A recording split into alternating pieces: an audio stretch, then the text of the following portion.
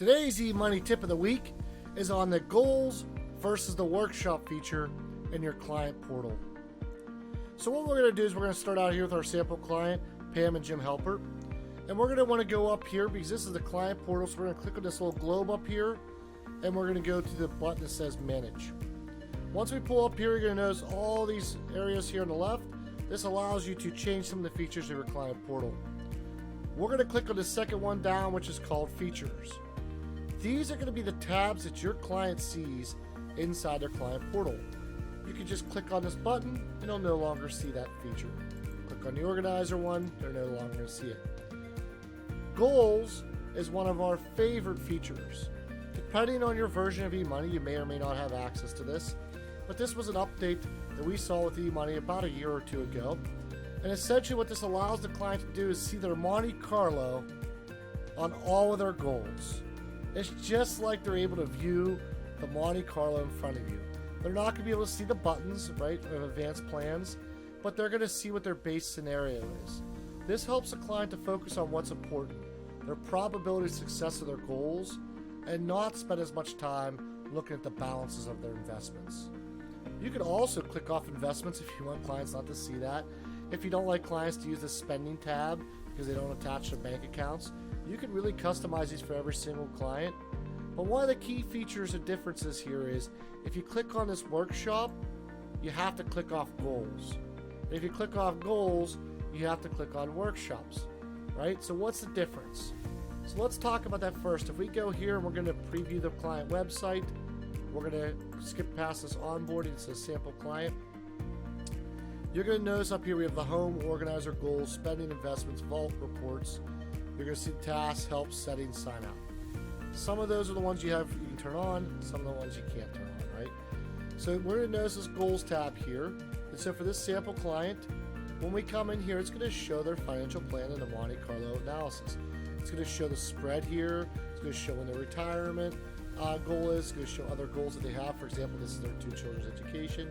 And down here, the all-important Monte Carlo. That's what our clients want to see. This is what we train our clients to look at. It's what our clients are used to talking to us about. But what does it look like if you don't want to show this? So we're going to click Sign Out here. We're back to the Manage Client website. Again, we got here from here.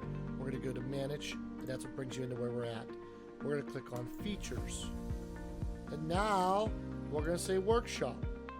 I'm going to hit Save Changes because just clicking on that's not going to change. You have to hit Save Changes. We're going to go back and we're going to preview that client website again. And now when we come to this client website, you're going to notice that that Goals tab is missing and we're back to Workshop.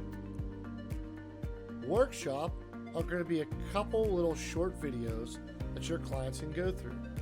I've been through all these videos, and if you haven't, I highly recommend you take a sample client, put this on here, and see what these videos actually have on here. We used to use this before the Goals tab was available, and one of the things we used to always say to our clients, this is your 2 o'clock in the morning, you can't sleep, and you just want to know some quick questions. We'd much rather have our clients go to our website for these resources. We don't want them to see this on here, and more importantly, we really want to make sure that our clients are focused on their Monte Carlo because that's the crux of their financial plan for us. So we want to disable this, so we're going to click here to sign out.